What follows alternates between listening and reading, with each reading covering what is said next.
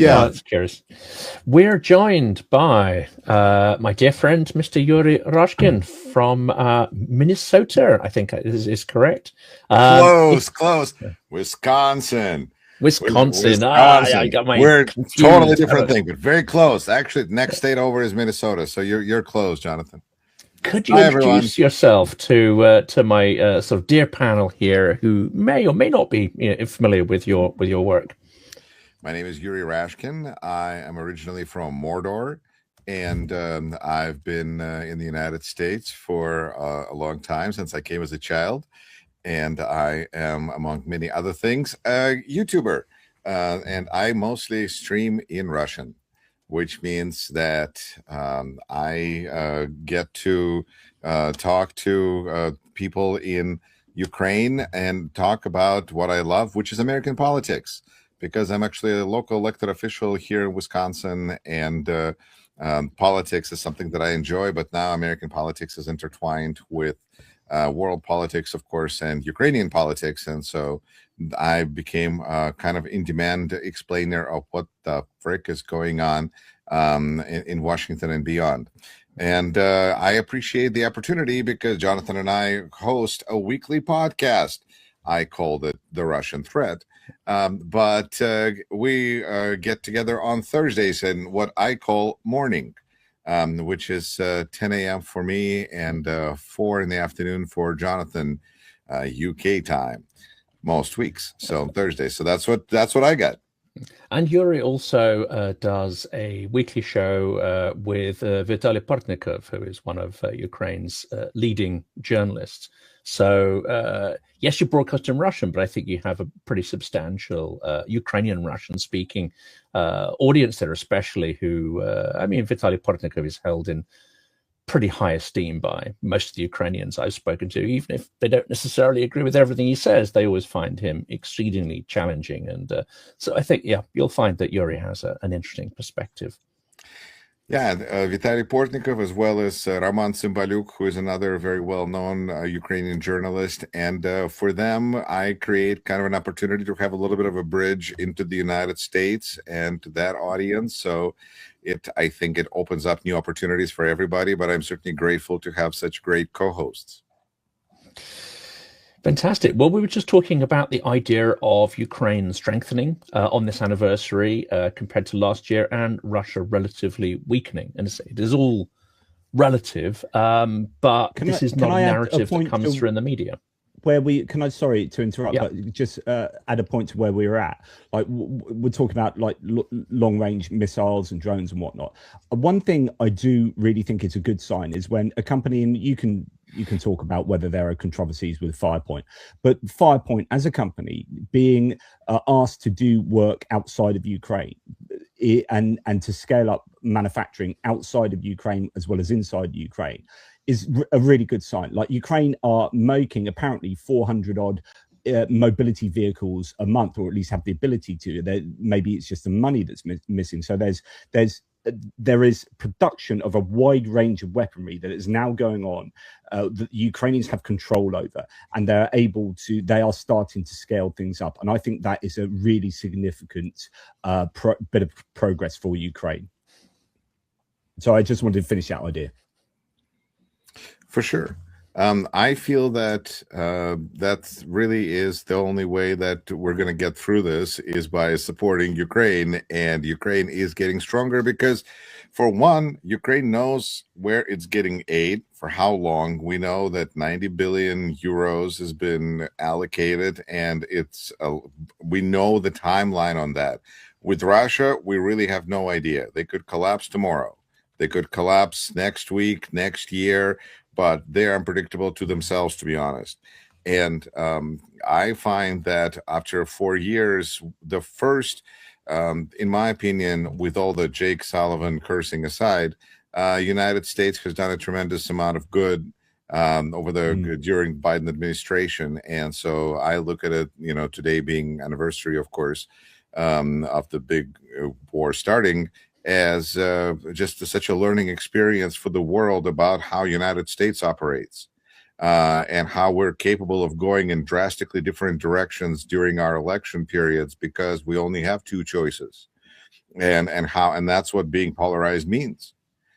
So I think that when we had one administration that was really for supporting Ukraine, but insufficiently, and then because they simply could not fathom that the cost that Putin is willing to bear would be so high that because the goal was to raise the cost of this affair. Well, this has gotten very expensive for Russia, and it doesn't seem to care, because maybe money doesn't rule the world. Maybe there's other mental problems that people have that supersede that, like whatever Putin's got, the empire thing.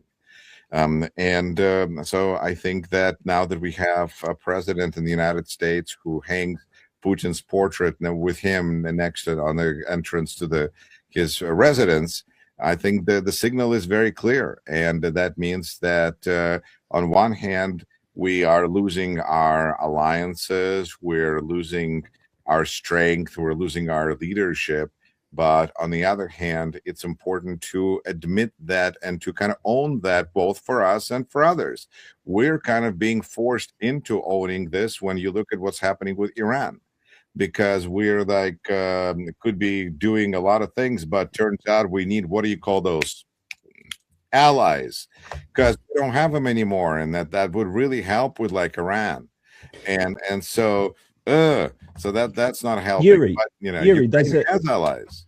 Yuri, there's an interesting comment from one of my viewers today that said, actually, I really like, as a European, they said, I really like the fact that the US didn't turn up today for the 4th anniversary in Kiev, and that the US is doing X, Y, and Z, because actually it's forcing Europe to really stand up and start to be independent and work with a greater unity and a greater sense of purpose. So actually there is a silver lining to a cloud, that as the US steps back, Europe then goes, okay, we got this is ours, let's see how we can now again, if you've got Orban going and being replaced by Peter Magyar in Hungary, then you've got an even greater sense of unity in Europe, and you could generate a narrative that actually things could look I would not bet on it, by the way.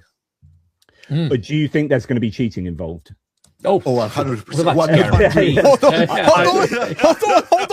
Hold on. I'm sorry, George, on this one, JP, I'm sorry, and Yuri and Mr. Fink, but I completely concur on this one with Georgie. If you think that this is a slam dunk in Hungary, you are. Oh, I don't think it is at all. No. I think we're going to see even more chaos as we head toward April for that. So, yeah. Well, for sure. Georgia Dream. You just have to follow the events in Georgia. But the clarity is Hungary are in the EU, and that the question that I have is, okay, we gained clarity because we see the United States, Marco Rubio, helping Orban. This is our allies. So what you're gonna do then, if we're gonna, maybe, and actually, is Russia going? Is United States? Is the fear that United States is going to join Russia if there's such beautiful clarity that we're not really helping? I think the stakes are going to be raised dramatically this year as Putin is running out of options. He is clearly going to have to ratchet up terror, which we already discussed, and repression in his regime as a preparation for potentially tough decisions. We don't know which decisions he'll make, but a more expansive mobilization is likely. But it could go a lot further than that. And I think you have to ask yourself the question: would he prefer a Hungarian dictatorship outside of the EU, which is right there in the heart of Europe, or would he prefer to lose that regime? Now, of course, I think he would push for his assets and vassals there to cause the maximum damage they can. He's not going to want to relinquish power over that, or control or influence over that. I think this could all ratchet up significantly, but there's so many different variables at play here. it also depends on whether he has an understanding of what resources are available to him or not. Is he being fed, reasonably accurate information in his internal system, or is he being fed lies and delusions from his military chiefs and his economic people? And, are they afraid to tell the Tsar the truth? We just don't know what information he's getting, and we don't know what decisions he will make or defer off the back of that information, false or not. Well, one of the things we can rest assured in is, at the minimum of what we publicly know, Jonathan, and I know you speak Russian, is that he has been told, and Yuri, of course, absolute lies whenever he has sat at a table with, for example, Gerasimov, who will say, we 100% control Kupiansk, for example. And okay, that becomes the talking point, and he takes it, back to the Kremlin. So what we know publicly that he's been told has not even been true. So whatever he's being told in private, you can also assume is pretty inaccurate, or, telling him what he wants to hear. And that becomes problematic for Russia and beneficial for Ukraine. I mean, the other tendency, which is an interesting one, is him turning on his own. I also have these regular conversations with Konstantin Samoilov, and he says there's a real ratcheting up of the targeting of the sort of billionaire class, the oligarch class, and the sequestration of their businesses. Obviously, a lot of the reasons are spurious, but it does seem that there is a tendency towards starting to eat the regime from the inside and target those who traditionally were, not that they were untouchable en masse, at least as a class. I'm not going to say they're sort of independent and they had any political influence, or they're independent oligarchs. Russian system doesn't work like that. They're always renting their status and their wealth from the state, and it can be recalled at any point. I mean, that's the whole point of that. Not even feudal system, but something else entirely. But it just seems that there's an increasing scale of this requisitioning of resources from throughout the sort of vertical of power. And I guess if he's going to take difficult decisions, that's going to have to ratchet up significantly as well.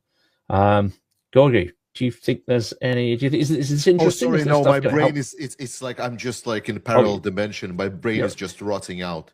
It's like it's over 4 years of Ukrainian resistance, and I think this panel is like everything that is wrong with Western journalism, like literally everything. So I'm like we're talking about like what is happening in Russia. We're talking about what is happening in the United States, in Hungary, and so on.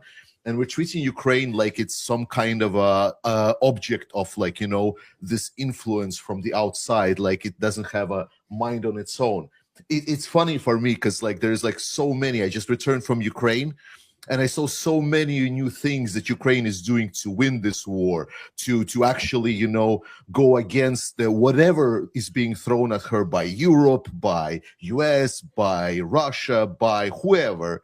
And we're here discussing literally everything else except for Ukraine. I'm forgiving that just like I'm just rotting on the inside. But I think you'd be remiss not. I think you'd be remiss not to mention it at all, because without outside assistance, Ukraine would be financially destitute. They wouldn't be able to do these amazing things that they are doing, that you quite rightly point out. So it's not either or, but it's both and. Like I'd definitely say that. I think my question is Ukraine defending itself, or Ukraine is defending us? Yes. Because the answer in my brain is pretty clear. No, we all agree with that. Ukraine is the sword and shield of Europe. Europe, goodness knows what state Europe would be in if Ukraine had fallen, or if Ukraine wasn't prepared to fight. I think that's the fundamental problem with the Ukrainian audiences, is that they kind of think that there's going to be somebody who is going to come and rescue them, and I keep telling them, no. It's you are the bulwark. You are the ones that are standing up against everyone. And it's really important that everything that I say, whatever I say about Trump, all of this is like we have this unhinged states of America, USA, but it's being held back, this madness, by Ukraine standing up to Russia. So all of this is being held up by Ukraine. So please, I think that's really important. Yeah, I completely nailed it. agree, Georgie, and I think maybe you're just misconceptualizing a little bit there, because nobody knows better than all of us have spent time in Ukraine that Ukraine is winning this war, that Zelensky is the leader of the free world. He is the one that makes the statements. That is absolutely fact beyond a shadow of a doubt, that this nation that was supposed to be destroyed in 3 days, we're now into the 5th year, and they are demolishing parts and pieces of Russia. Those are facts. But to think that there is not a cooperation, billions of dollars have come through the hands of civilians of independent countries around the world to help Ukraine be who Ukraine is. And to just say it's Ukraine only is not fair to the Ukrainians either. So you have to look at it both sides. Governments have helped Ukraine massively.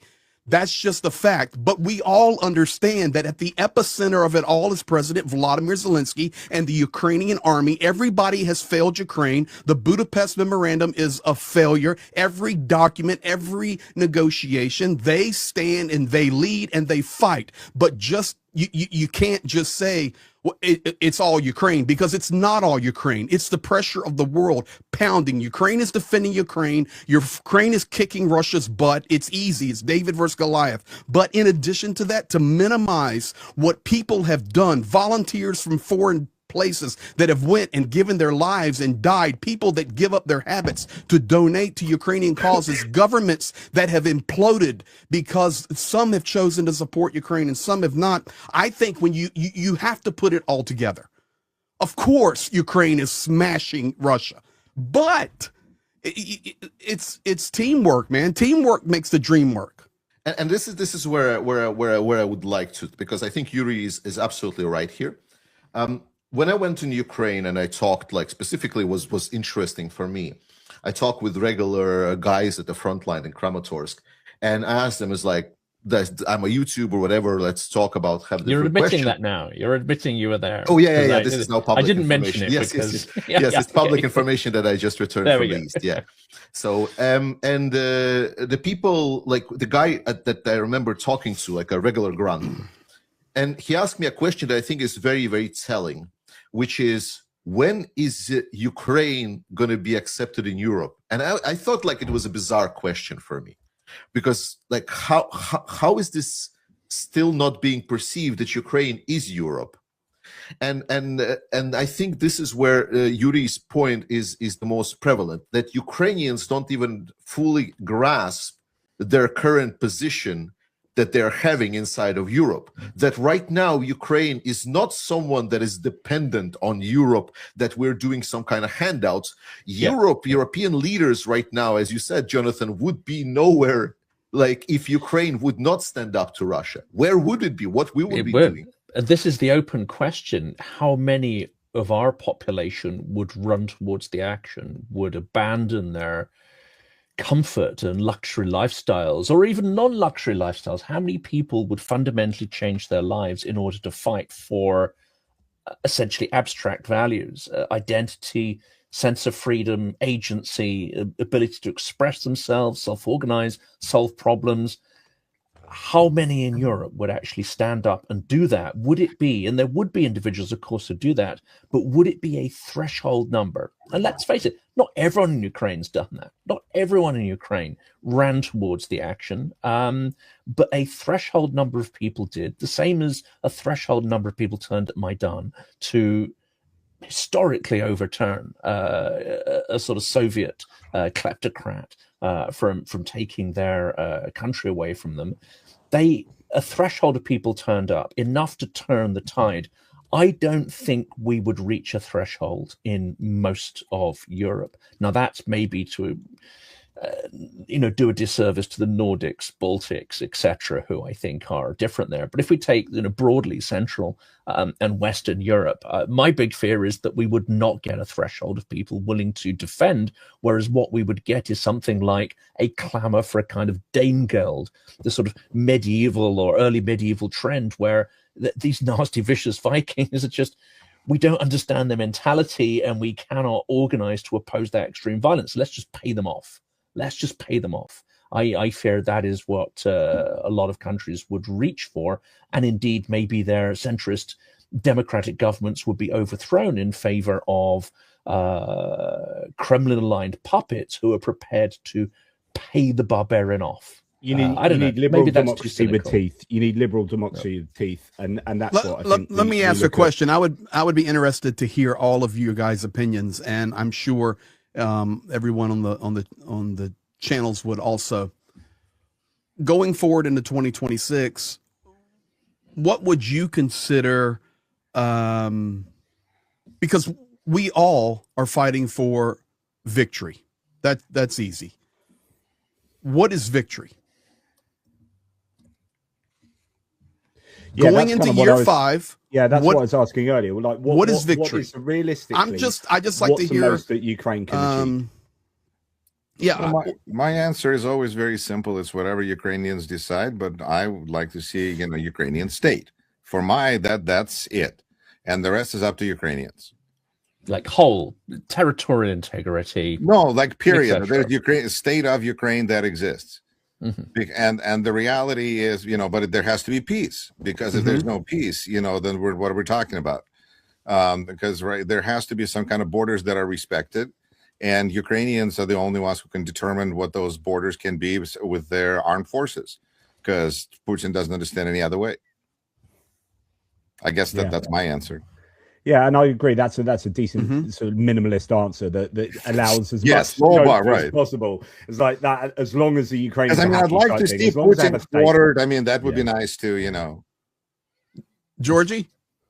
Oh, I'm not in a cock situation. It's 1991 borders and collapse of Russian Federation. Okay. Easy as that. Really? Okay. No realistically, like real. Because let's be very clear what we're talking about.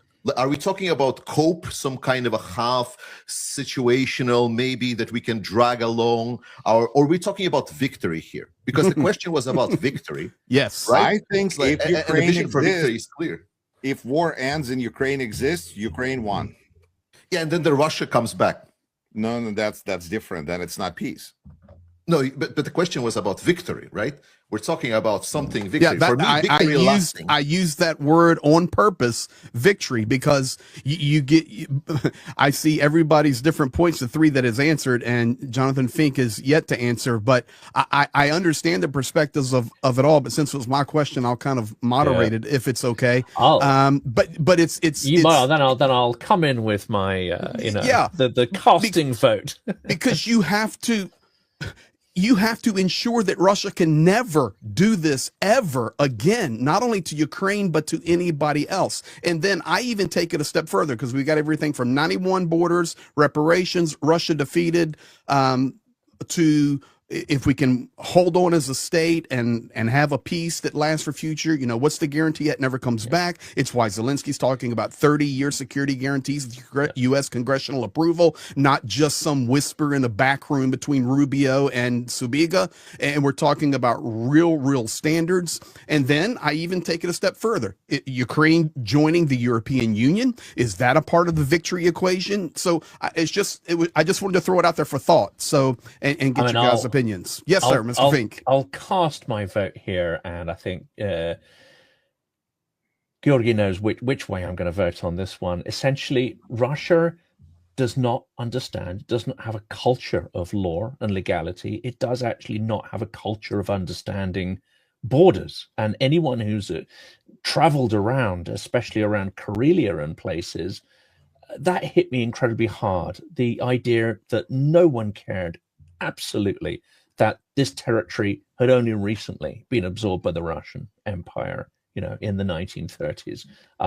When you go and look at the city of Vyborg, which fundamentally changed from being a vibrant, cutting-edge Scandinavian urban center to becoming little more than a rundown, degenerate village when Russian colonizers took it over.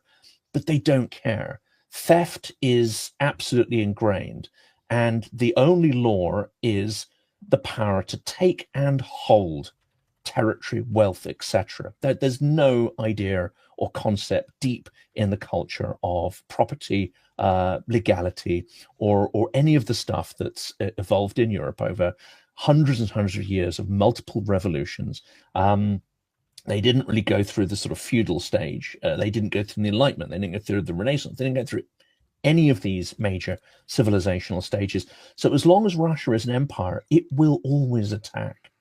And there will always be the impulse to expand and take and steal and ravage. And even if it has a proto-democracy or a pseudo-democracy, they will have people who understand that reverting to that behavior of stealing will give them either regime advantage or democratic advantage. So I'm with Georgi here. As long as Russia is an imperial entity, there will be no security. It will always be a threat. Ukraine will have to be an armed camp in the way that, say, Israel is armed to the teeth.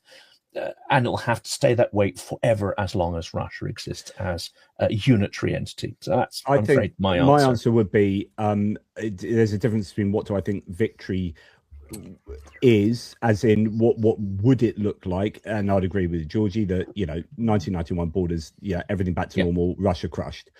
What do I think's likely? Not that. Unfortunately, I just don't think that that's probably going to happen.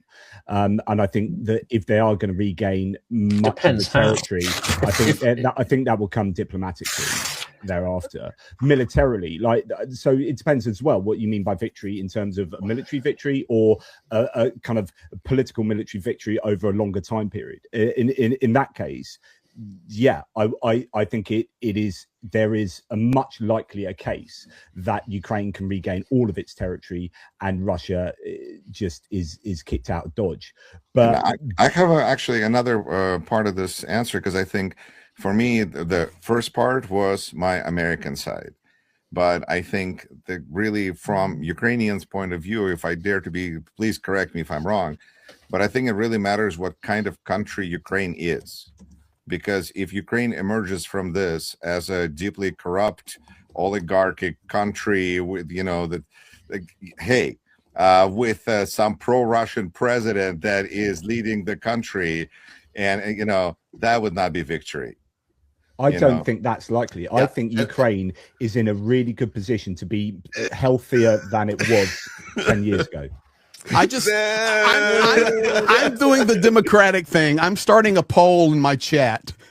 What is victory? 91 borders and Russia castrated? No. That's my two choices. Russia, I think Yuri understands very well that the situation and who is in power can change very, very quickly depending who is distributing the buckwheat. So it's always a big question with regards to the situation in Eastern Europe, and specifically when it comes to the peacetime.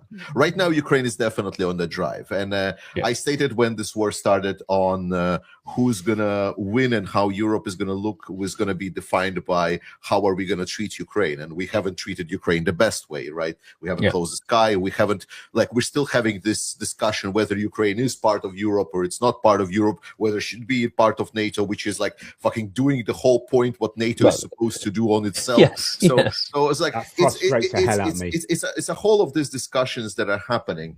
But that is why I'm saying is for me as a person from the Baltics, right? When there's discussion we're going to have peace and Ukraine exists. Well, the Baltics technically existed, and it's but it was peace, but it wasn't really the peace that anyone would want, probably. And we didn't really want that. Take the Baltics, and I love your view on this.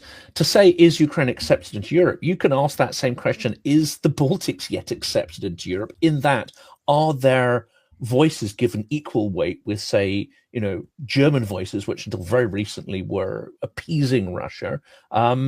And leading politicians, the Baltics would say this is a suicidal policy. And they would say, this is what Russia is. You do not understand, and you're literally putting a noose around your own necks.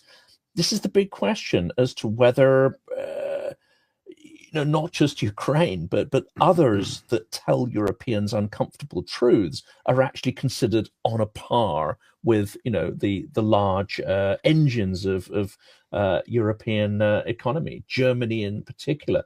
And we have to ask why Taurus still isn't provided. Is it because at its heart the German elite still hopes to have a rapprochement with Russia and start trading and buying its filthy gas again? I would say there's a real danger of a Ukrainian victory, which is only a half victory, and then people are falling over themselves to try to rehabilitate Russia. So this is not over by any means. That would just be so freaking depressing. Like, if we don't learn from this, we, the world, don't learn from this entire war for 4 years of Russia being a bag of dicks, like, if we don't learn from that, then like there's no hope for humanity. Like, Russia have exhibited every single freaking day that as a nation, like as a government, they are morally bankrupt and should not be trusted in any interactions for the rest of my life. Right, sorry, Yuri, but like I so like it would depress the crap out of me. Jonathan, I can just quickly ask, and then like the point is going to answer itself. Yeah. Is like, is there still Russian oligarch money in the Londongrad? Like, just asking, like, no reason. Like, we're learning. Just asking. Well, a lot of it actually was forced out, but that's Russian money. I mean, they didn't specifically tackle Chinese oligarch money, Middle Eastern oligarch money. So there's plenty of it sloshing around. And I think the scheme, I don't know if you saw this last week, an email was accidentally released by some absolute moron because he copied all the people or the entities into the two rather than the BCC. But a huge piece of the Russian machinery of holding companies to cleanse their oil was accidentally released last week. And what it shows to me is that we haven't even touched the sides on sanctions. We haven't really even fractionally got to grips with shutting down the laundering of Russian oil. And you have to ask at the end of the day whether that is through sheer incompetence and indifference of the West, or whether secretly they know about all this stuff and they're letting it slide because there's an economic gain in allowing Russia to continue with its filthy blood oil trade. And unfortunately, we don't have to wait to the end of the war. We are still, even now, not tackling the money that is powering Russia's war machine. So goodness, when the war ends, it'll just be 100 times worse. Well, Jonathan, what I'm seeing about what the scandals and that they have and the consequences for sanctions, and are we really tapping into accomplishing the goals right now with the Epstein case? You see that in Great Britain, people are getting arrested, and out by us, everything's fine, everything's great. So. What consequences, what sanctions, so, and what's interesting here is that what it sounds like the arrests were in Great Britain were highlighting what you and I talked about, which is there's crimes against children, but then there's really apparently far worse crimes against money. So if you're messing with other people's money, there will be consequences. So I think that when the Russians feel that their money is being messed with, they worry. And this is where we know about Prime Minister, Belgium, who was afraid to moving Russian money from Belgium because he was personally threatened. So it's just interesting to me how it's a different category when we go out to the sphere of money. And what some of these people say in private apparently is even worse than some of the stuff they say in public. I was talking to someone who was actually in the room where Witkoff and this Belgian Prime Minister were there, and he reported back that their private comments were considerably worse even than the public statements that outrage us. So unfortunately, I think there's a widespread belief, and I'm going to throw this one out as well. Yeah, because I think Igor is touched upon this, and it's incredibly important. There is a hubris and an arrogance and absolute ignorance, it seems, of how Russia works, despite the efforts of all our channels over 4 years. There is a fundamental belief amongst many who rule places like Whitehall and military procurement that, one, the drone war is not really applicable to us because that's not the kind of war we're going to fight. We're going to use our expensive air platforms and whatever. So it's like, it's all very nice, but these are things that are for Ukrainians, and that's great. It's a local problem. So there's that level of delusion. Then there's the sort of hubris there about this idea that Ukraine is defending Europe. I was speaking to a friend of mine, Cormac Smith, earlier. I haven't put that video out, but he says it on there. And he was told when he was working embedded within Ukrainian ministries by people in the Foreign Office that it really doesn't go down well when Ukrainians say they're defending Europe. Really, politicians and so on sort of take some offense at that. Maybe that's changed now, maybe it hasn't, but there's an extraordinary kind of arrogance to say, well, good little Ukrainians, excellent, they're defending their little patch, but none of this is really relevant to us. And unfortunately, I bump into diplomats all the time at sort of events I go to, and I have these conversations over and over again, which tells me that they really do not understand what's going on. They do not understand Russia. They believe that it's inevitable that the war will end in negotiation, whereas anyone who understands, Kremlin rules, Moscow rules, as described by Keir Giles, is that negotiations and diplomacy is another avenue of warfare, not the other way around. So unfortunately, I don't have too much hope there. How does Russia, like Georgie, for example, go to you? How do you think? I mean, what's the probability you think of Russia capitulating and losing, and like what's that look like? There are all different forms of losing, right? What's your most optimistic outlook for Ukraine and how it works? Well, I think as like the main motto of my channel and everything, the main point that I'm always saying is we shouldn't really consider ourselves with like how enemy is gonna collapse, right? When they lose, they lose. That's just the inevitable effect of us winning. So what we need to focus is on us winning. Like, what do we need to do on us winning? And if we're talking diplomacy, right, you said about what is realistic, what is unrealistic, and so on. And that is why I think Greg has really been the great. He actually specifically stated about victory and how quickly we collapsed into this, some kind of a negotiated solution that should be potentially massaged into existence. And that's why like someone like Kaja Kallas really was clear on the discussions. She says that in negotiations, it's us that should be demanding concessions from Russia. We should be demanding the war criminals to be handed out. We should be demanding Russia to get out of Ukraine. We should be demanding things A, B, C, D, and so on. So my question is not what will happen realistically and when Russia will collapse and so on. My question is, what are we doing? How are we positioning ourselves for that victory? And that is the important part for me, like expecting some kind of a outcome from Russia. I mean, Putin is going to continue his war until finally he doesn't understand it, and he will try to maybe negotiate. But that is, are we going to accept it at that position and just let Russia continue on? Let me put an American redneck spin on that for you, my Denmarkian brother. And agree with you here. If you're still fighting a war, you're fighting for victory. You're not fighting for some settled end. And that's where that negotiation process comes in. Because I promise you, and I know thousands of frontline soldiers, and I've spent 18 months there with those guys.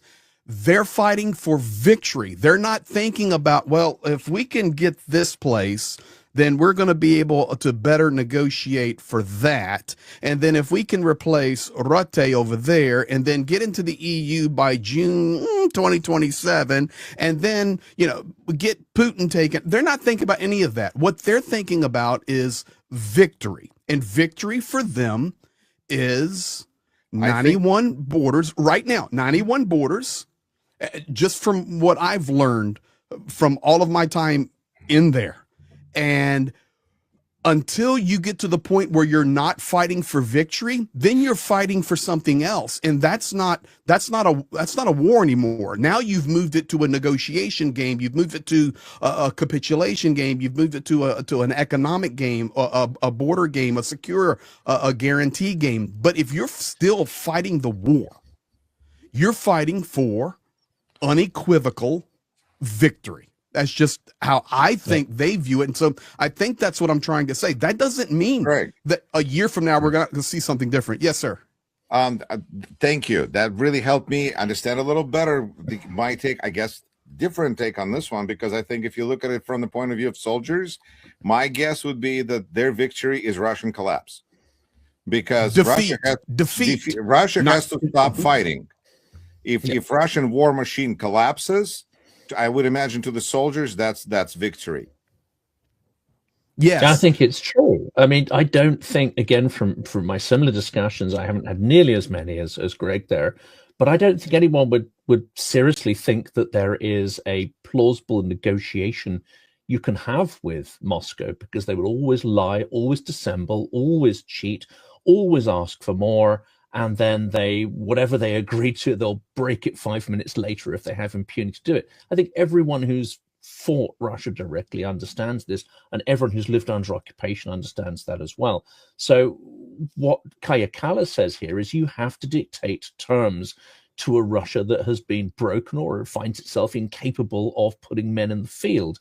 Then you say, this is what's going to happen. I don't think you enter into a negotiation. You lay out your terms and they can take it or leave it. But of course, we have to raise the cost. If they don't acquiesce to those terms, we have to define very clearly what we're going to do. And that includes, as Khodorkovsky's been saying for more than a decade, it involves cutting all economic ties. It involves cutting all diplomatic ties. It means not allowing Russian culture associated with the state, any institution associated with the state, to operate in the West or have any outreach to the West. You literally treat them as a zone of contagion until they dramatically change their behavior. I'm out of turn here, so please excuse me, and I'll only go 20 seconds. But it was just yesterday or the day before President Zelensky referring to World War III, and Putin fighting World War III, and we start to hear more and more about that, and then we see the potential ramifications of Iran, if that can spill over, but we won't talk about that. But regardless, for Ukraine, the epicenter of World War III right now, and if you compare that to World War II, when Germany was defeated, they didn't take their tanks and go home. They were completely neutered for the first decade. No army, no navy, no air force. All weapons destroyed or confiscated. Military industry completely dismantled for 10 years. General staff destroyed. There was no general staff, and all military research was banned for the first decade after their loss in World War II. So this is what we're talking about, to break that Russian war machine, because all they want to do is come back. They'll lie to you to your face, just like Dmitry Peskov and Sergei Lavrov did 4 days prior to the invasion on February the 20th, 2022, where they said point blank, we're not invading Ukraine. We have no desire for that. We're just holding military exercises. And we all know what happened 4 days later. But it goes back to this idea that you've spoken about already, which is money talks, right? There are too many politicians that are just. Kaja Kallas has got it right, which is you got to force Putin to the negotiating table, right? Sorry, Yorgis, I don't mean to mention the T word again, but the problem with the T word administration is that they went to Putin and said, let's negotiate. And then Putin manipulates them, plays them along, and it just feeds into exactly what they wanted. Whereas Kaja Kallas's approach is exactly right, which is like, you guys suck. We're not going to talk to you unless you come to us because you are in such a bad state that you are forced to negotiate table. And then we're freaking talk. But the problem is that that's one end of the spectrum, Trump's the other end of the spectrum, and then everyone else is somewhere in between. And there needs to be a unified set of people helping Ukraine to force the best outcome for Ukraine. And that's just not the case. Yeah. And you have to get somebody who can actually make the decision. In that vertical of power, it's only Vladimir Putin really who can make genuine concessions. Everybody else is a puppet. In the so-called negotiation round now, you have to see who they sent. Medinsky, they sent an absolute clown, an absolute buffoon and toxic oaf. That is a way of mocking. They're taking the mickey. It's a trolling. They're taking the piss. And that is their way of showing that this process is in no way serious. I agree with Gordy. I mean, all of that stuff about negotiations, it's just a complete kind of sideshow. So I'm going to turn things back onto Ukraine, but with a slightly US twist here. Ukraine is becoming the leader of military defense tech in Europe. Ukraine is developing an ecosystem of extraordinary solutions which are being iterated on a weekly basis, so that, and I spoke to Artem Moroz earlier, that interview is going out tomorrow. He's the key person in Brave One. And there's a 3-month basic complete tech cycle, but actually on a 3-week iteration cycle, tech may not work across the front line if it's 3 weeks, 4 weeks old. So you've got this extraordinary kind of culture and ecosystem of innovation. Now, here's my question. Ukraine needs more money. It can scale up that production, but at the moment, it is looking for outside investment. Potentially, it's seeking US partners to try to scale up that tech. Is this quite dangerous? Because we've already established that US is, in many respects, an adversary. We've already established in this conversation that there is intelligence, information, and data that somehow lands up with the Russians through a leaky US administration. Is it really dangerous for Ukrainian tech companies to jump into bed with US Miltech? I think it's just important to understand that we see that this administration puts its hands into more and more different companies and projects, and we see that Eric Cartman, Trump is investing into a major low-cost drone company, I think in Israel, like $1.5 billion. So I think dealing with United States is just going to mean more and more dealing with Trump-related entities. And I think that's going to mean whatever that's going to mean. Yeah, I think it's a really interesting time at the moment where Ukraine has realized they've got some leverage, and the leverage is because they don't have the money, right? So they can't go to another nation and say, we'll pay you this and you can give us this, or that maybe, some minerals, they're being exploited by the minerals deal. Maybe there's a bit of leverage there, but now they've got expertise, experience, drone tech, the ability to train people. So when Poland say, look, we've got a bunch of MiG-29s, what can we have in return? Ukraine are in a position to say, hey, we can help you out with some drone tech. We can help you out with, working this out. They've approached Japan saying, hey, we can teach you how to deal with an energy crisis. We can do this for you. We can do that for you. And I think Ukraine's starting to realize they do have at least a little bit of leverage, which is good to see. I also want to mention that obviously drone tech is big, right? We all know about drone tech, and this is where I want all Europeans to actually tap yourself on the shoulder, because I usually shit on it. But on the European front, the biggest win I think in the last year was that there has been now massive collaboration and investment specifically in Ukrainian productions. Ukrainian output per dollar or per euro, whatever, is just many, many times higher. And it is putting a lot of pressure on our European defense sector. I can tell you for sure, like after speaking all through and through with literally everyone in all companies, the fact that now they feel a bit of the heat under their feet, that suddenly they're not getting the contracts because Ukrainians are sort of proposing it 3, 4, 5 times cheaper, the solutions. They're starting getting really excited. And we're not talking just about the drone tech. Drone tech has been chosen by Ukraine very, very decisively, because when in 2000, I believe, there was a discussion within Ukraine where they thought about, like, how do we invest money more efficiently? And then they started looking for solutions, essentially, what is the highest kill ratio per dollar that we're having on different weapons? And they saw the output of drone tech, and that's why they started putting money in. But drone tech is not everything.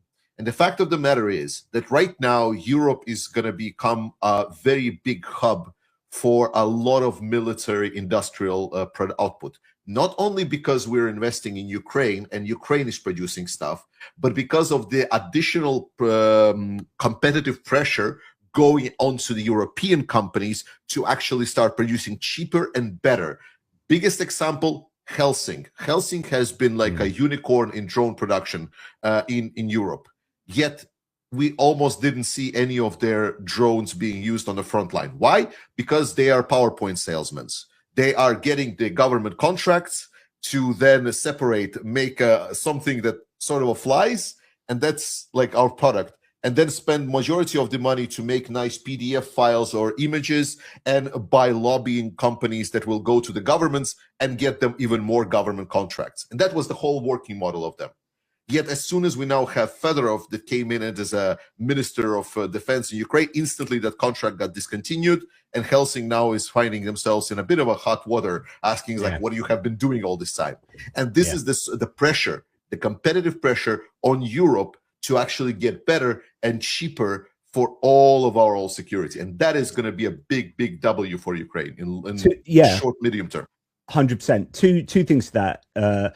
One, that's why I mentioned Firepoint earlier. I use them as an example because actually they've been approached outside. So when you start getting Ukrainian companies getting traction outside Ukraine, that is a win for Ukraine. It's a serious win. And the other thing was the law change back, I don't know when it was, about a year ago, when Zelensky and Parliament changed the laws to say that you can export weapons that you've got extra capacity with, that you don't need to, if it's not going to go to the front line, if you've got spare capacity, then you can export it, and then that's going to develop a demand which brings money back into the country, and then it's just I think a win for Ukraine, and paves the way for Ukraine being able to export their expertise and innovation. Well, Artem Moroz pointed out to me that actually one of the challenges Ukraine's got is not the limited production line. Actually, they have far greater capacity to output weapons. The limitation is what Jonathan said earlier, is money. It's not resources, components even. They're swapping out a lot of Chinese components systematically for homegrown alternatives. The problem is actually getting enough money in to get their production lines at capacity. Despite the strikes on energy, it's not even the shortage of energy that's limiting that. It's simply the money to get production lines at full capacity. So if they can increase, the output of domestic weapons by selling some abroad, then this, seems to be quite a good solution. And that 90 billion euros, I mean, I don't know how quick, it's not like in spring, like one day, Ursula von der Leyen's going to come to Kyiv with a suitcase full of 90 billion euros. But like, I assume that but I assume it's going to be, coming at different periods right throughout the next couple of years. But I wonder what the impact of that money is going to be on production lines and capacities. And you've got to wonder, because they also have to pay frontline responders. They have to pay hospitals. They have to pay state employees. So I don't know how much of that's going to end up with the weapons. But they've worked out the percentage, actually. I think, if I remember correctly, I think 30% is going to go on government, and then the rest on militaries, but I'd have to look at it, but they haven't worked it out.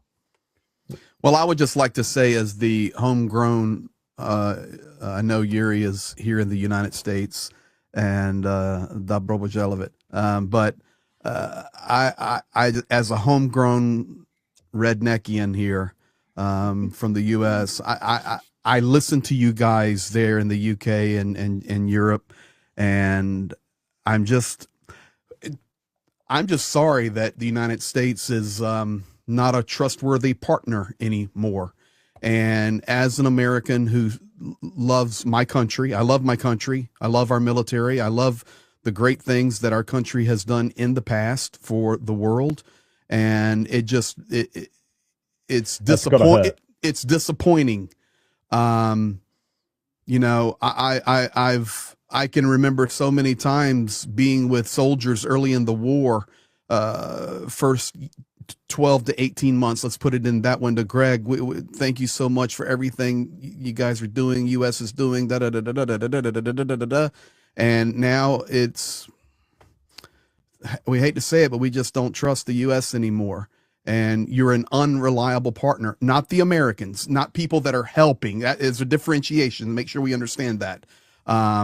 So, it troubles my heart to know that you're in a dire situation where victory could be so much easier if we would just not that it's easy, but so much easier if we would get on board and realize. And, I think it was even Ben Hodges over the last day or so has said, it's very disappointing that there has not been a plan for victory over Russia at all. We have zero plan. and it's disappointing.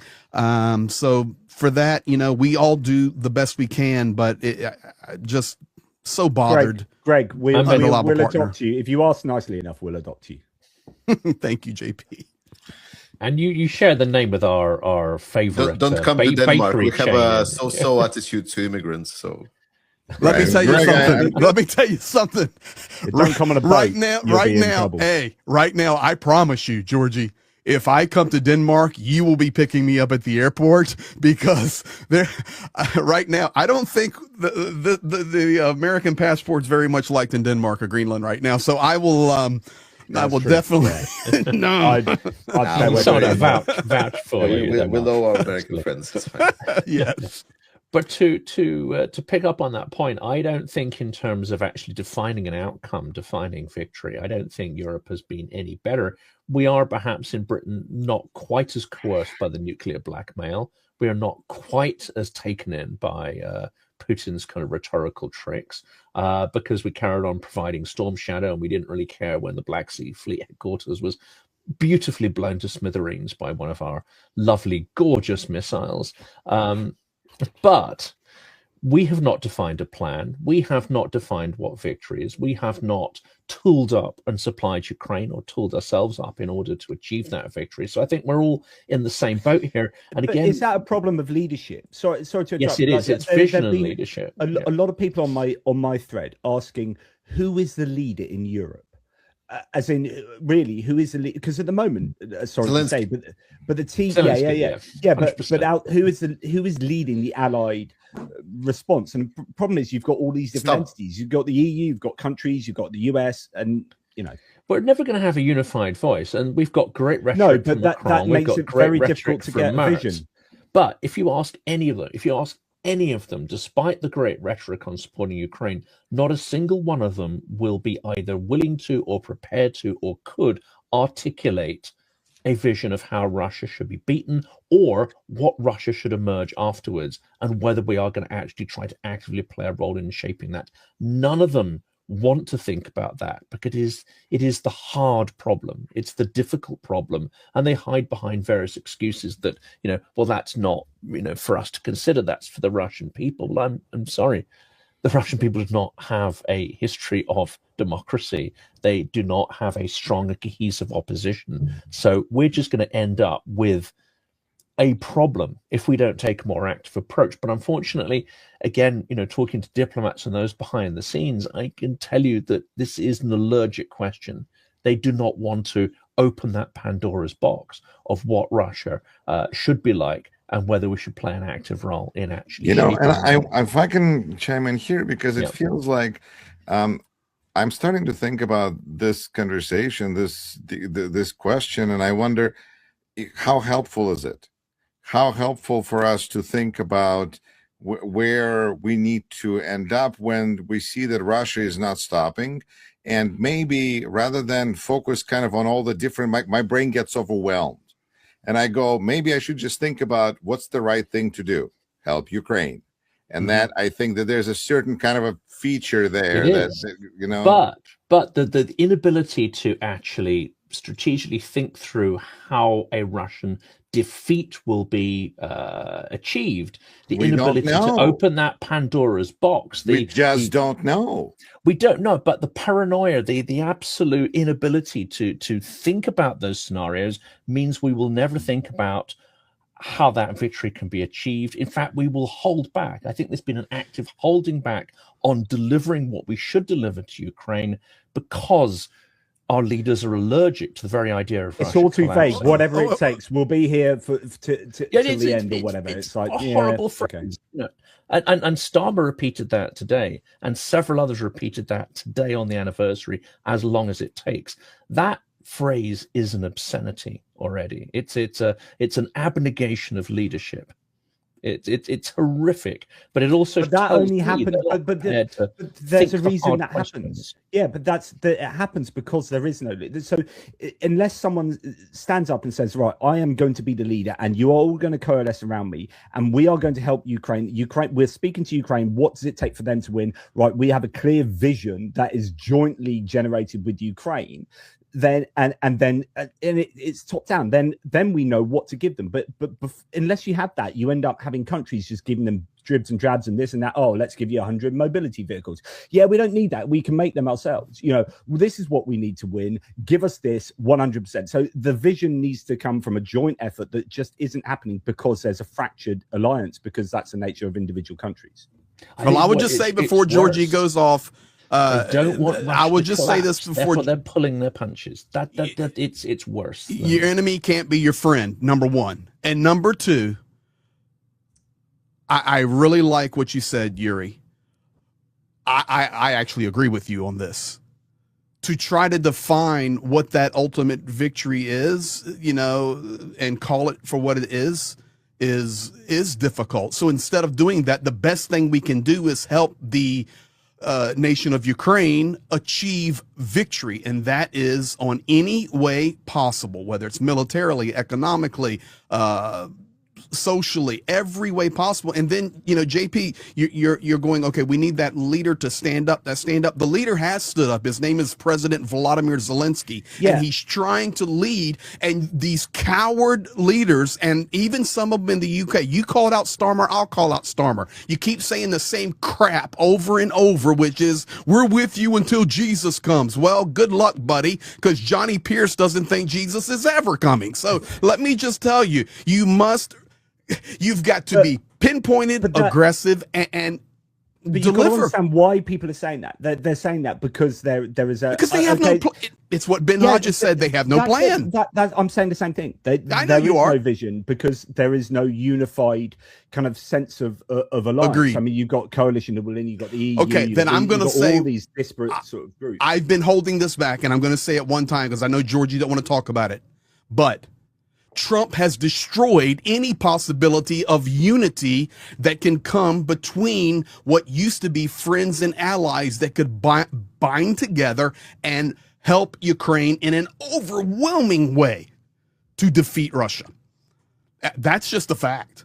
You can call it for what it's a fact. I'll throw in another thing that really freaking needs to happen is we need to go to war on disinformation and cyber warfare.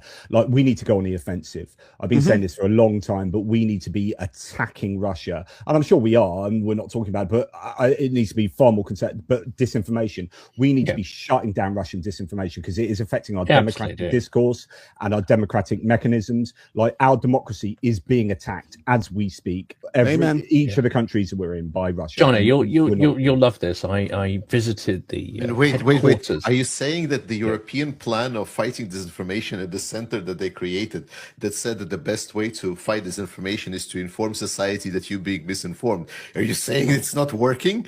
It might be a little bit weak. What? By the way, they're getting millions on that. Just saying is like, you can Google EU action on fighting disinformation. You're going to find out a lot of very new stuff and so on. And let's be careful, because our dear friend Pecker now works for EU versus Disinfo. So who?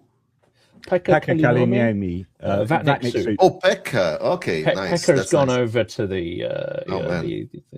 No more. I'm sure their output will significantly improve. But Johnny, you'll love this. I saw the headquarters of the cultural battalion of the armed forces of Ukraine. It's a beautiful, beautiful thing. You've got a room of philosophers over here, trying to pick apart Russian narratives. You've got a room of musicians trying to create this resilient culture. You've got artists. There was even, Guri will love this, there was an entire room of artists from the Baltic called the Forest Brotherhood, creating satirical paintings to oppose Russian propaganda. You had a room of philosophers. You had a room. I mean, it was beautiful. Artists. It's going to abstract war. This is writers. Abstract war. All right. But this is, it's actually powerful when it comes down to it. Well, but then I'll throw two victories for Jonathan and for Jonathan, because I think victory for Jonathan and Jonathan is delivered by emptying out Russia's pockets. Because if Russia has no pockets, then for Jonathan Fink, I think that's the direction. Where are we headed? We're headed to empty out Russia's pockets. And for Jonathan Pierce, I think when we empty out Russian pockets, there will be no more Russian propaganda because it costs money. It costs money, exactly. And When was the last time where they weren't pumping out propaganda at this kind of scale or attacking everybody? When the Soviet Union fell apart, they had no money. 1992, there was no money. There was no money whatsoever. Time. That we have to kind of somehow engineer it to return to that point. I can just say that, by the way, an interesting thought. Like, if there is no Russia, there's no Russian propaganda. Just saying. Yeah. We finally arrived at consensus.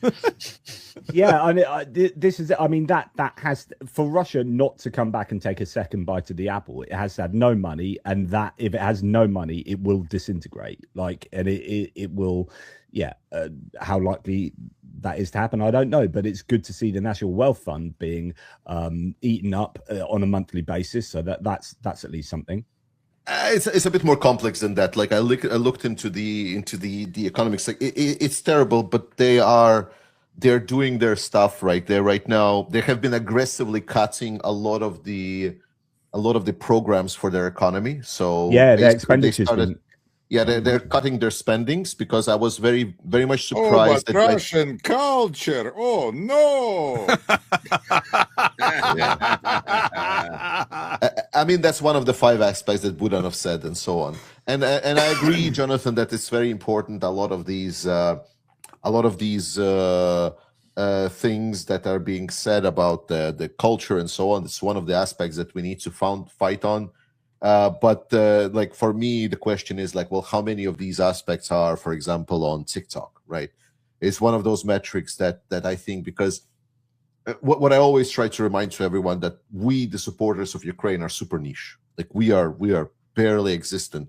If you look at the social media footprint, like, the people that are covering the geopolitical situation in general is pretty low. And when you filter out, like, everyone that is covering US internal politics and trying to focus on quote unquote world geopolitics, then you suddenly find out that this is just a small footprint with barely any exposure. So when we're saying that there is like a culture, and we're trying to promote that there is like a Russia, it is still a very much an internal club.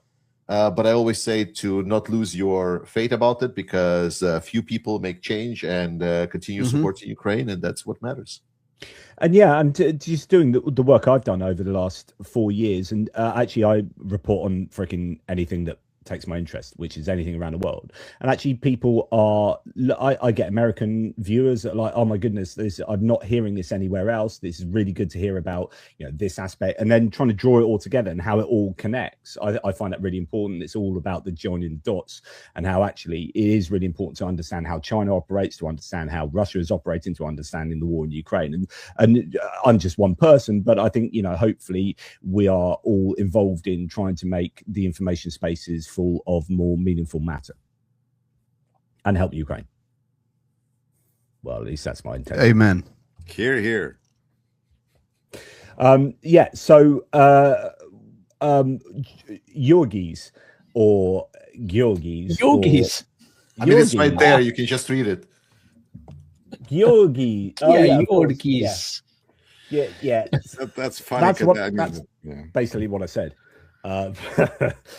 So what other little nuggets do you have from your recent trip to Ukraine that you can share?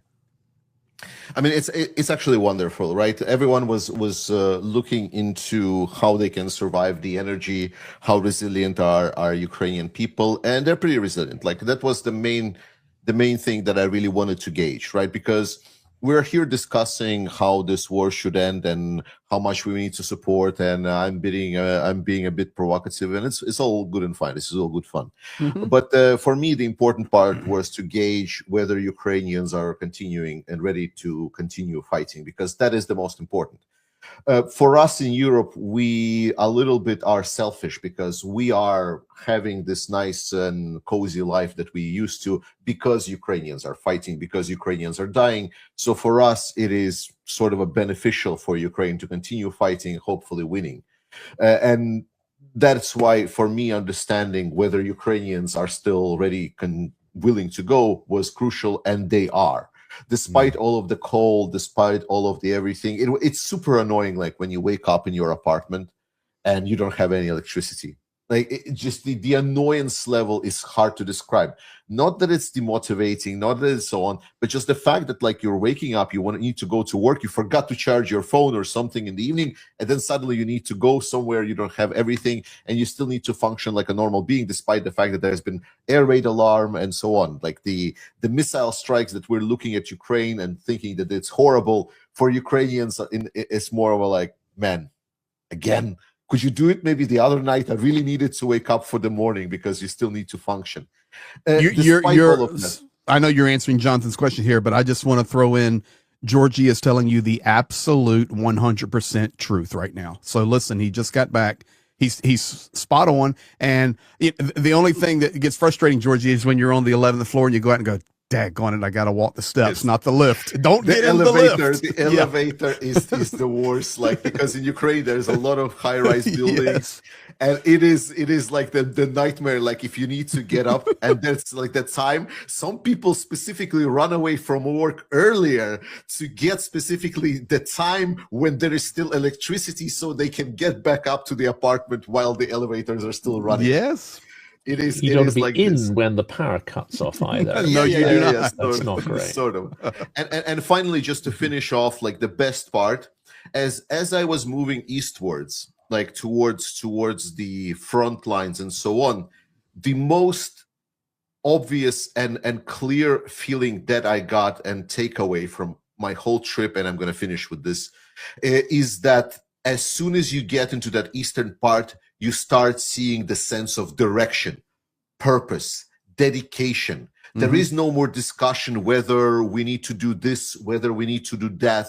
All of the conversations about what should be, who is talking to someone, is sort of like a background somewhere where it doesn't really matter. What matters is how are we fighting the Russians, both in civilians and also the military. When people get together, they don't discuss what Trump said, what's and so on. This is a privilege of us here, far away from that side, talking about it. Maslow's hierarchy of needs. Yeah. So they're fully dedicated to victory, and they're discussing every time how to win and what we need to do better to win harder. Yeah. The challenge, interesting challenge for Americans, is that like we have to deal with everything that is happening here now, and we have to keep an eye out on what's going on outside and foreign policy, where we have less control than ever because president can do almost whatever he wants, and Marco Rubio insists on that. But just being on the inside and dealing with it is, you know, I keep thinking that during World War II, people in concentration camps were hoping for Americans. But now we're it. This is like there's nobody else is coming. There's no Martians even that we can anticipate that are going to rescue us. So we have to take care. Now, well, be careful because they're releasing that the Martians are real. So Well, they might Obama has already, I thought, released all the information, and Trump wasn't happy about that. So I'm just messing with you. I know. But Yuri, if we're counting on Martians, we're pretty deep doo-doo. So you're in Wisconsin? Yes. Okay. So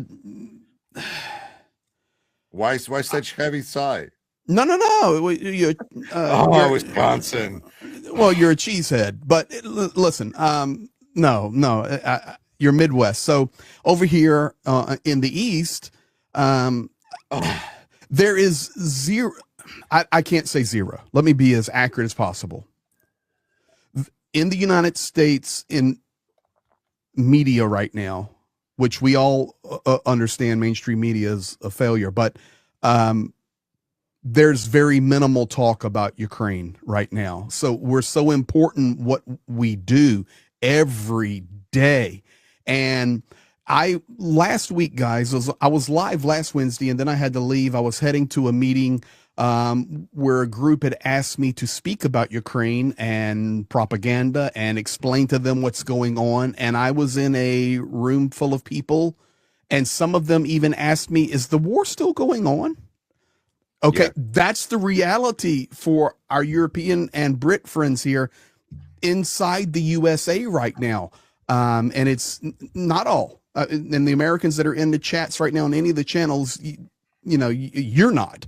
But it's a significant issue right now in the United States. I bring it up specifically to compare with what Georgia was experiencing with high-rise buildings, in a sense that when you have that kind of a level of concern, you stop paying attention to a lot of other things. You don't talk about what's happening in America.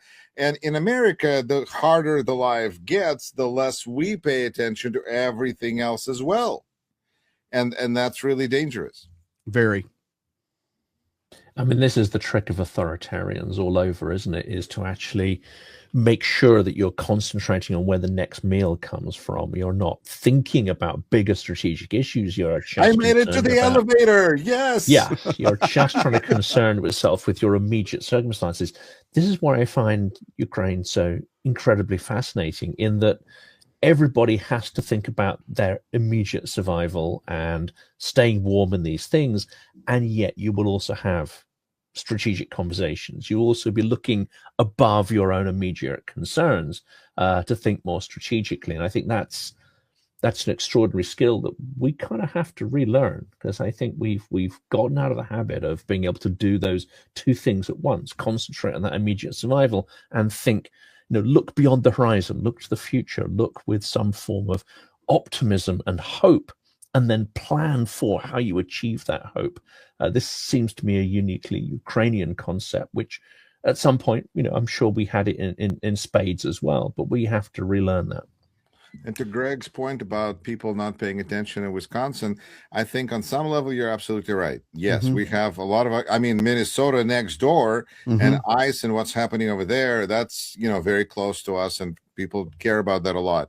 But I attended a concert that was put together by Milwaukee Ukrainians in Milwaukee a couple of nights ago to commemorate the 4th anniversary, and it was beautiful. And they had a really nice actually display of different Ukrainian women's clothes from different villages and regions, and I really loved it because it highlighted that Ukraine has its own culture and its own unique way. And I think that's where community really needs to just not step up, but again, take ownership, because everybody's going to talk about things that are important to them. If anything, I find it sad to see in the United States that when we do see somebody walking with a Ukrainian flag, it's rarely feels like Ukrainians. It feels like it's usually Americans who are taking on the plight because they see it's important. But people from Eastern Europe are not really big into, going out and standing in with protesting it. In America, it seems like it's a powerful form of self-expression. And for Russians, it's, I think I'm preaching to the choir here. I guess on that level, I was thrilled to see that video that there was, like in Madison. Today, I saw a video on Facebook that there was a small gathering period with Ukrainian flags by state capitol to commemorate 4th anniversary. So I think people are paying attention, but maybe that's the difference, is that I'm speaking about no Kings 2 and no Kings 1, those two huge protests where I saw a few Ukrainian flags carried by almost sometimes the same people that carry Palestinian flags. And that was just wild to me. But that's, so it's important to also raise awareness of that citizen participation among those that can in United States. But hey, everybody does it their own way. And if it's a concert in a church and that raises money, that's great too. Agreed. And even Jonathan Pierce and Jonathan Fink would go to that concert in the church to raise funds for the Ukrainian armies. Who knows, Johnny may even sing a solo in the church choir. But Georgie, I went to a lovely carol concert this Christmas in the Ukrainian cathedral. So, there you go. Not averse to the bells and smells. I like that stuff. But, I will say this, and kind of tag off on Georgie here, and Yuri, and that is, Ukrainians are the most resolute and ingenious people I know, and I put those two words together on purpose. They're resolute in the war they're fighting, and they're ingenious in the fact that they will find a way to get the job done. That's Ukrainian core. But with that said, I just want, as we go into year 5 now, I just want to remind all the folks watching on all the different channels that they're still human beings, and they live under air alarms. And yes, it becomes second nature, and you walk down the street and this cafe has power, that one doesn't, or you're on a 12-hour cycle and you live through it, but they're living through it. So just every day, recently, Greg, be thankful for what you have, and remember the Ukrainians that are fighting, and everyone's fighting in that sense. I've heard a number of times recently people say, or Ukrainians saying, look, I'm fed up of hearing that we're resilient. Like, because that just gives permission for everyone not to give a shit. Do you know what I mean? Like, oh, you're resilient. That's okay. You'll it's like saying an artist is supposed to be starving. Yeah. I get that. But the reality, the truth is, they are resilient, and and I mean it from the character side. And that does, I mean, you know what the angle I'm coming from. I applaud them, and fight with them and stand with them and honor them, because it's just amazing. They stand let's and say hello fight. to my dear friend Alex, who's joined us. I don't know how many of you know. Well, I know Georgie, guys, and I think Jonathan. I think you know Alex. Hi, Alex. Well, Georgie and I have met in Lviv, and obviously I know Jonathan. But for the rest of you, pleasure to speak to you for the first time, I think, on the stream. Alex is a well. I'll let you announce who you are, but he dabbles with drones. Dare I say it? Yeah, I dabble with drones. I just like have stuff like that lying around my kitchen table as a normal person does. But no, my background is I have a bachelor's, master's, PhD from Imperial College. I taught the course on wrote the course and taught the course on composite materials at Imperial, and basically figured out a way to repurpose tech we developed for essentially aerospace and defense, and put it into drones. At least that was the idea. Yeah, absolutely, for Ukraine. That was the idea. So never. Well, I guess a satellite is a drone. I guess the launch vehicle for a satellite is a drone. So normally really fucking big stuff, not tiny little things like that. And you've dropped the first F-bomb of the whole live screen, so congratulations. Oh, I'm sorry. Is that we? Yeah. No. Georgie, I will not be beaten. No, Georgie had one earlier. He slipped it in really quickly. All right. Okay. Well, Georgie oh God, we're going downhill now. I'm just. I mean, that is kind of my thing. If you want to be civilized, I wouldn't be here. Like, I think Jonathan tried to do a NAFO after dark. And I think that got very uncivilized very quickly. It's like, you said NAFO after dark. What were you expecting? So sure enough, I like had a half a bottle of wine before I turned up on that. So I'm just pleased you're not here as a shark, because you have been known to turn up in a shark costume. I have literally got out my shark outfit. So I'm wearing a Vyshyvanka linen, so very breathable. But no, shark outfit's not very breathable. The fan helps. Like a friend of mine, actually Iranian, she was at the rally, the Ukraine rally, and she's just like, "Why are you so wet?" It's like, I'm basically wearing a bin bag. Well, let's ask that. How was it? Because I wasn't able to get up to London today, but you've been at Trafalgar Square at the. Indeed. We try not to use the word anniversary because that seems inappropriate, but the sort of fourth milestone of the war.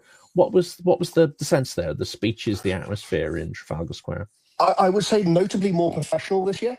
Crowd similar size. I thought it was hundreds, really thousands. What kind of definitely thousands. I think last Trafalgar Square, if you fill that place out, it's like close to 10,000. It's not 10, but it's close.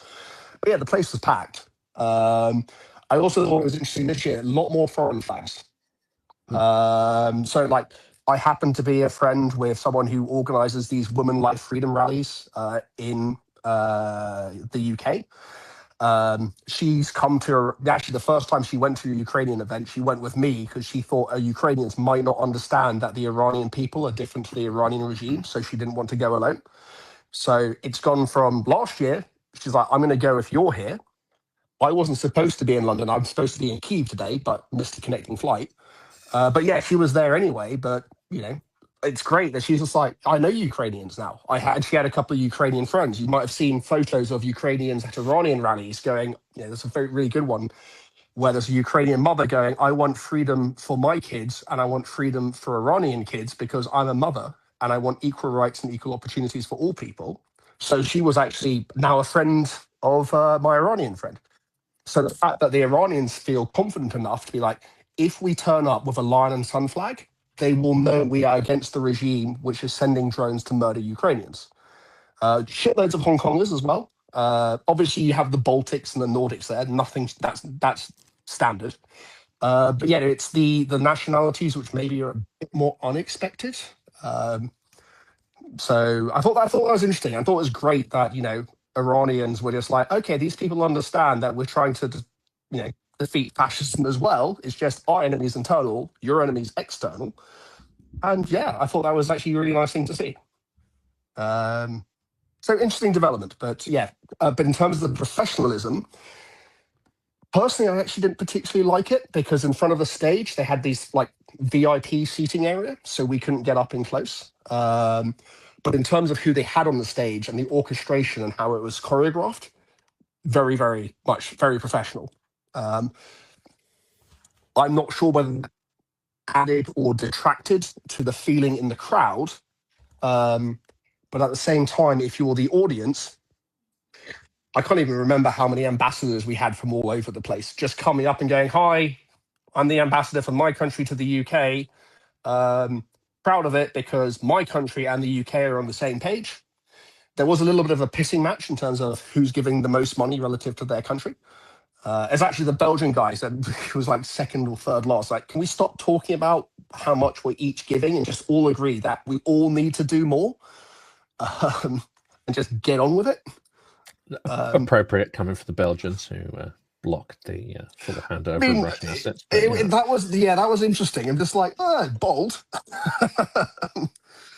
But even still, like it's it was it was a lovely experience. Obviously, everyone's on the same page. It's very, very friendly. I strongly recommend going out as an inflatable animal. Everyone is instantly more amenable to you. Another random thing is I had a NAFO flag on, and some random person on the street was like, "That's a really cool flag." And I should have asked him if he was NAFO. He's just walking past me. Obviously, there were loads of NAFO fellas there, and we were kind of together. And of course, despite the suppression on X, which has significantly, fragmented the community, but earlier on, and I think we're probably winding up. Let's just check with everyone, whether they feel we're sort of, heading towards the end, or whether sounds you're good to me. I have to make sure definitely for me as well. Yeah, I've got to make sure my boys aren't still playing on their bloody PlayStations. I say I'm headed towards victory. They're heading towards victory. It's not the end. It's victory. Yeah. Before we do, I wanted to put this question to Alex that we asked earlier, because again, he's got a very specific drone perspective on this. I think we concluded earlier that coming into the 5th year of the war, Ukraine is in certain respects getting stronger and Russia is getting weaker. And this is a narrative which is singularly absent from parts of the mainstream media. But from your drone tech perspective, do you feel that Ukraine is in a stronger position now than it's been, let's say, last year or the year before, in terms of the evolving drone or Miltech ecosystem?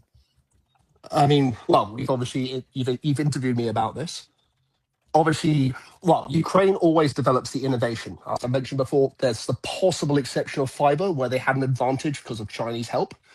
But when we last spoke, or I did an interview with you, one of the things I was really shouting for is like, we are drastically underutilizing our industrial base to support Ukrainian drone manufacturing. I actually did the operator Starsky thing, and in your interview, I think I gave the example of automated fiber placement, and then for him, I think it was resonant fusion or modern manufacturing technology. So it's like, this is how we make wind turbines in Europe. This is how we make airplanes in Europe. We have this equipment just lying around our national research centers, our universities, doing nothing.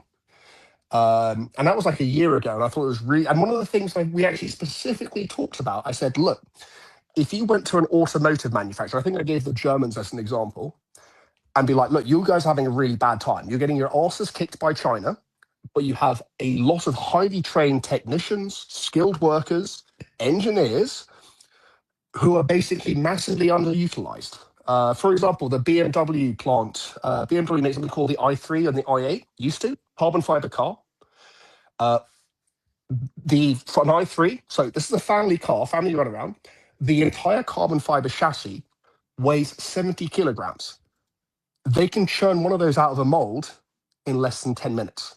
So an entire car body out of composite materials, which drones are made of, in less than 10 minutes. All of that technology is European. You've got Henkel in there, you've got Evonik in there, you've got BMW in there. They've developed this capability to churn out incredible quality very cost effectively. Like a BMW i3 is like £30,000 for a battery car 10 years ago. That is astonishing. And just like, and they scrapped it. That line doesn't exist anymore. They still do composite parts, but all of that knowledge, all of those technicians who know how to work with composites, which is different to working with metal, still retained. Now, actually, it's Renault who apparently maybe was listening to our interview, because Renault converted some production capability to making drones for Ukraine.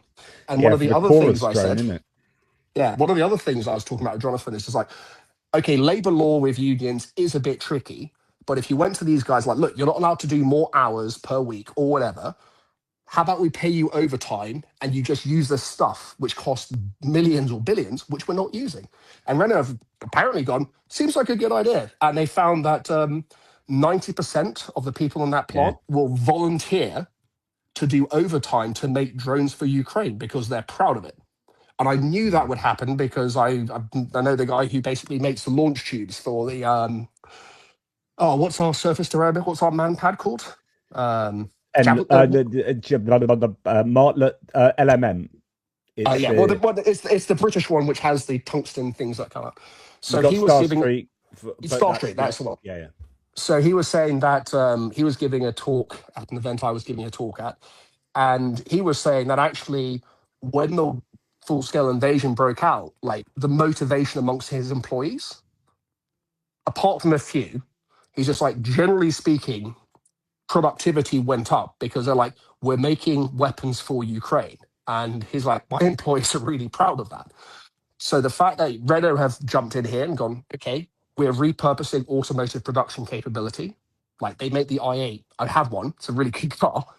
Let's make drones. And it turns out, actually, if Ukraine gives them a design, tells them what they need, and then they just make it, that's effective. I mean, I think the number one thing is it has to be a Ukrainian developed design. We should not be designing stuff for Ukraine. They should be telling us what we need. And then we have all of this spare industrial capacity doing sod all. It's quite interesting to see how Germany is getting really on board with reindustrial. Like they've had a stagnant economy for 5 years or whatever, and they are going to town on building military equipment at the moment. And there you've got Rheinmetall taking over VW, I think, facility. You've got all sorts going on. Britain's doing this to an extent. Canada's doing it to an extent. There is this like using Ukraine as an excuse. Maybe that's the wrong way of looking at it, but being opportunistic with regard to the war in Ukraine and stimulating the economy whilst helping Ukraine, I think is a really, really important thing for us to do. So it's a win-win. It is absolutely a win-win. It's definitely not zero sum. Like, look at it from the perspective of a worker in a Renault factory making a drone. I could have been fired because, frankly, we're not doing well in the automotive sector. But instead of being fired, I have my job, I'm at the same factory, and I'm doing overtime, which means I'm getting paid more. So the workers are getting paid more. The area around the factory is doing well because people still live there, still get paid more, and Ukraine gets more drones. And if we ever actually need to fight ourselves, this is just everyone wins apart from Russia, which is kind of the objective. I think Georgi mentioned this earlier as well. As long as you have that sort of communication to the front and you're listening to what Ukrainians actually need, and you've got almost a sort of real-time feed to say, okay, well, that's no longer required. We absolutely need this and this solution and this configuration. And I think, in the conversation I had with this key guy in Brave One, these kind of joint partnerships are going to be a key priority for Ukrainian defense tech, but on the proviso that it's not, we're going to give you this, but rather we're going to listen to what you actually need in near real time. And I think that's the key mechanic there. I was saying something that's I think is really good is that there's this big initiative to set up in 10 countries in Europe. There will be like zones where Ukrainian companies will be encouraged to come to those countries, invest, build, and scale. that is a win for everyone. Ukrainians can get access to capital in London or Germany or wherever. The factories aren't going to get blown up. Well, Russians will do subterfuge. So they have access to capital. It's British law or EU law, so investors are happy. But then not only that, we get to learn from the Ukrainians in our own country, and that is upskilling us, helping our country build its economy whilst building our defense industrial base, but also then enabling Ukraine to get access to new tech. And also, obviously, Ukraine is the best in the world at drone combat. I don't think anyone sensible can dispute that, but that doesn't mean the rest of the world has nothing to offer. And I think so. I think I sent you the interview with Lesia Vasilenko and Alexander Komiak with Gideon Rachman. That's an excellent one. Yeah, so those two. So Lesia is an MP in the Rada. Her husband's called Sasha Alexander, and they've been lobbying really hard. It's just like, we're really good at what we do, but we really want to be able to have like a defense tech hub in the UK, because we know what we're good at, but we also know there is stuff that your country is really good at, and we don't have the kit. Like, if you just look at the National Composite Centre in the UK or the Advanced Manufacturing Research Centre, that's like billions of dollars of kit. And literally, I've been to those places loads of time. Most of the equipment is doing nothing most of the time. The technicians and the engineers, generally the technicians are twiddling their thumbs, waiting for something to do. Just like, my God, we've got the best bloody technology in the world. This is the Airbus wing of the future, if it's the National Composite Centre. If it's the AMRC, this is basically Boeing's research centre in the UK. It's full of all of their best kit not being used. Technicians twiddling their thumbs, academics looking for something interesting to do. It's like, let's give that to Ukraine somehow. Let's find a way to give that to Ukraine. This problem. I'd have been proud if it was Britain that did it first. I mean, Octopus, our interceptor drone, looks very, very similar to a Sting. Interesting. But yeah, it seems people actually listen. And yeah, if we industrialize our user industrial base, Ukraine's going to have just that. We are so much more technologically advanced in Russia. They just get oil out the ground. That's all they know how to do. That and crime. No one buys Russian airplanes. There's a bloody good reason for it. They buy European airplanes. So why don't we make European drones to a Ukrainian design, give it back to them, and be like, crack on, and tell us if we need to change anything. There's two things we need to do before we... At this point, because I have a different meeting to go to. It's been a pleasure. Last words for everybody. So you've got a last word. I mean, you don't have to, but I just have a meeting in 4 minutes. So to be honest, Yuri, if you're not here, there's no point me being here. That's it. That's it. That's it. Jonathan. That's it. Gentlemen, it's been a pleasure. Have a great day. Thank you, Yuri. It was a pleasure. Big fan. Please continue doing your news shows. Anyone that is knowing how to speak Russian or Ukrainian, please listen to Yuri. It's really Thank you. It's an honor. I appreciate it. Thank you, Yuri.